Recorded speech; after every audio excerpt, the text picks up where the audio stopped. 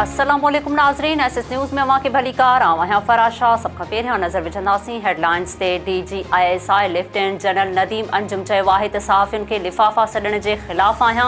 को बि सहाफ़ी अहिड़ो नाहे जंहिंखे DGISI तौरु लिफ़ाफ़ो सहाफ़ी चई सघां। पाकिस्तान जा सहाफ़ी केतिरनि ई ख़तरनि बावजूदि पंहिंजो कमु बहितर नमूने करे रहिया आहिनि। वफ़ाक़ी घरू वज़ीर राणा सनाउल्लाह चयो आहे त अरशद शरीफ़ जे क़त्ल जा समूरा पेरा ऐं सबूत बादिल नज़र में इमरान ख़ान ऐं सलमान इक़बाल ॾांहुं वञनि था। इमरान ख़ान नासूर बणिजी वियो आहे। अॼु उन जो मकरू चहिरो वधीक पधिरो थी वियो आहे। हुन साइफ़र ते रांदि खेॾी, उहो न सोचियो त उन सां क़ौम जो केतिरो नुक़सानु थींदो। तहरीक इंसाफ़ जे चेयरमैन इमरान ख़ान पंहिंजे लॉन्ग मार्च खे जंग सां तशबीह ॾींदे चयो आहे त जंग हाणे हतमी ऐं फ़ैसिलाइती आहे। सोशल मीडिया ते सभ खां वधीक कूड़ मरियम नवाज़ जो पकड़ियो वेंदो आहे। सोशल मीडिया इंसानी तारीख़ में इनक़लाब आणे रहियो आहे।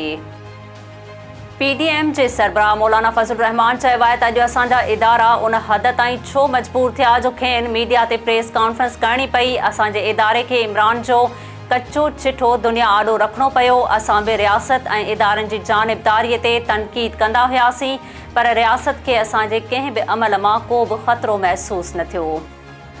सिंध जे मुख़्तलिफ़ शहरनि में कश्मीरी भाइरनि सां यकजहतीअ जे इज़हार लाइ 27 अक्टूबर खे कारे ॾींहं तौरु मल्हायो वियो। सियासी समाजी धुरियुनि तरफ़ां रैलियूं कढी कश्मीरियुनि सां ॿधीअ जो इज़हार कयो वियो। कराची में पुलिस अखियुनि जे नूर खां महरूम नौजवाननि ते बि तशद्दुद खां न मुड़ी। नौकरियुनि लाइ एहतजाज कंदड़ बेनूर माण्हुनि ऐं पुलिस में चकरियूं। पुलिस खेनि रेड ज़ोन में दाख़िल थियणु न ॾिनो। नाज़रीन, ही हुयूं हेडलाइंस। तफ़सीली ख़बरुनि लाइ ॾिसंदा रहो एसएस न्यूज़ यूट्यूब चैनल। असांजे चैनल खे लाइक ऐं सब्सक्राइब करणु न विसारींदा।